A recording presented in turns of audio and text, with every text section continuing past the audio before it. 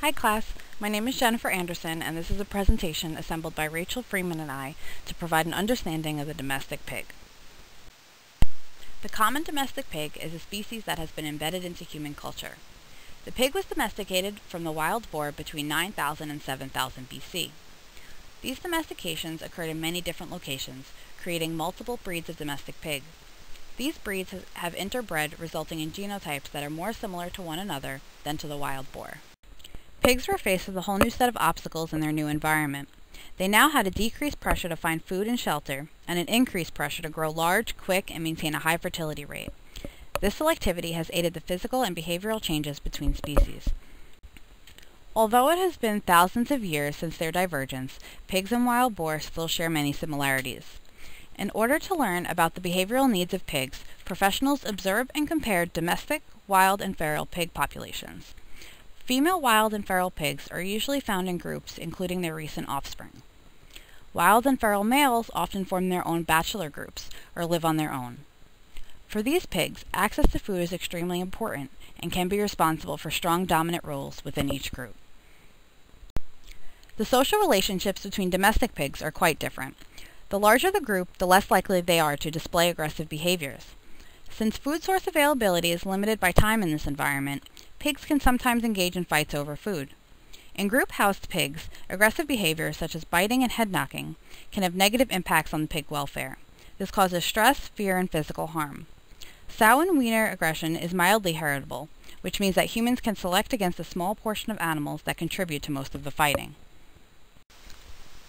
Domestic pigs do not need to expend as much energy avoiding or being aggressive towards other species. Humans are very important to the pig's social environment due to their linkage with their resources. Pigs have the ability to distinguish between familiar and unfamiliar humans and can associate people with trust or fear.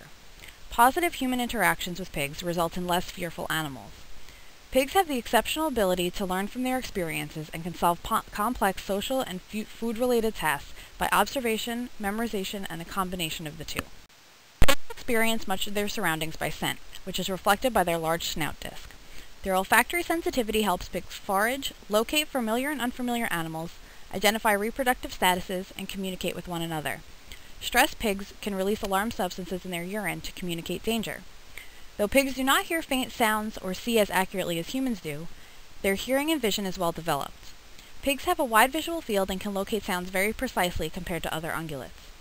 Pigs also communicate using a variety of vocal signals that delivers information including danger and urgency. The use of visual communication signals is not as prominent in pigs as it is in the wild boar. Pigs' growth and reproduction rely strongly on the consumption of high-energy food. Wild boars have a rich diet that includes animal food, such as small mammals, and plant matter, like tubers. Modern pigs have been selected to require huge amounts of food, and their appetite reflects this. Domestic pigs are considered flexible in regards to their feeding behaviors and feeding time. Pigs that live individually tend to eat much more than those who live in groups. This is because social pressures of additional pigs encourage feeding synchrony. Pigs have an impressive ability to cope with their environment. They rest up to 85% of their time, while wild boars are active and rest equal amounts of time. Contrary to popular belief, pigs are very clean animals and will go out of their way to avoid soiled areas. The range of temperatures that pigs can withstand without elevating their metabolic rate decreases as they grow older. Piglets regulate their temperature by huddling and digging to keep warm. Older pigs prevent overheating in indoor enclosures by laying on cool surfaces or wallowing in mud. Pigs will also wallow to prevent sunburn in outdoor environments. They scratch their bodies against hard objects to remove parasites and keep clean. As mentioned, pigs are curious and intelligent, which allows for a wide array of coping mechanisms in different environments. The natural mating behavior of wild boars and pigs is still very similar. In the days leading up to the female's estrus period, they perform proceptive behavior. This includes mounting subordinate females, spending more time around the boar's pens, and nosing the flanks of other sows. During the phase of receptive behavior, the sow reacts to the boar's scent and calls by urinating, squealing, and standing completely still as he mounts her. The female is capable of mating with more than one male during her estrus period. Males can mate up to 8 times a day. Domestic pigs have been selectively bred to have higher fecundity levels than their wild counterparts. Unfortunately, this selective trait increases the mortality of piglets. Domestic pigs do not need to expend as much energy avoiding or being aggressive towards other species. Humans are very important to the pig's social environment due to their linkage with their resources. Pigs have the ability to distinguish between familiar and unfamiliar humans and can associate people with trust or fear. Positive human interactions with pigs result in less fearful animals. Pigs are born in 15-minute intervals. The sow will sniff each one and begin to identify them with their scent.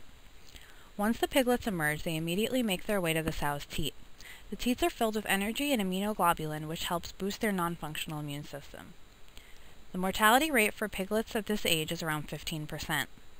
The piglets fight to gain access to the teats, which often leads to smaller and weaker piglets losing access to the food source. It is not unusual for the sow to roll over on top of one of the piglets and crush them. If the piglets squeal out enough, the sow will get up and move. The sow starts to produce milk as soon as she gives birth to her piglets. She will lay on her side and expose her underbelly in order to give piglets access. At first, the milk is available at a continuous rate, but very quickly a feeding schedule starts to form. The piglets massage the teats for 1 or 2 minutes, which then leads to a milk flow that lasts for about 20 seconds. The piglets will repeat this massaging process for several minutes. After a few weeks, the sow stops initiating nursing, and instead the piglets begin to nudge her underbelly in order for her to lie over and expose her udder. The sow will eventually begin to stand during nursing, which decreases the amount of time the piglet is allowed to nurse. This act is what starts the weaning process. In the wild, sows will not completely wean their piglets until they are 4 months of age. But in the farm setting, piglets are often forcefully weaned between 3 and 5 weeks. This early weaning has been found to cause severe health problems. When a piglet is weaned too early, the post-weaning development of the mucosal barrier function can be severely impaired. A disruption of this process can increase the permeability of the piglet's intestines, which could then lead to the spread of bacteria, toxins, and antigens. This can result in inflammation of the GI tract. Irritable bowel syndrome, inflammatory bowel disease, and infectious diarrhea can all be caused by intestinal barrier injury. Suffering from psychological stress at an early age has also been linked to severe behavioral disorders. Being forcefully weaned too early puts the piglet through a great amount of stress. It is not unusual for a piglet to be taken from his mother, immediately switch to a solid food diet, and be moved into a room with piglets from other litters. This abrupt switch often results in high levels of aggression and the production of unhealthy behaviors. One of these behaviors is belly nosing, which is when a piglet pushes its nose into the belly of another piglet, mimicking the pre-nursing behavior of nudging on the sow's belly. Allowing the piglets a longer weaning period will give their intestinal barrier more time to develop and reduce the amount of stress that the animal will have to endure. This can decrease the piglet's chances of developing gastrointestinal problems later in life. Hopefully, with more research in this area, domestic pig handlers can adjust their forceful weaning measures and prevent these serious medical issues. Thank you.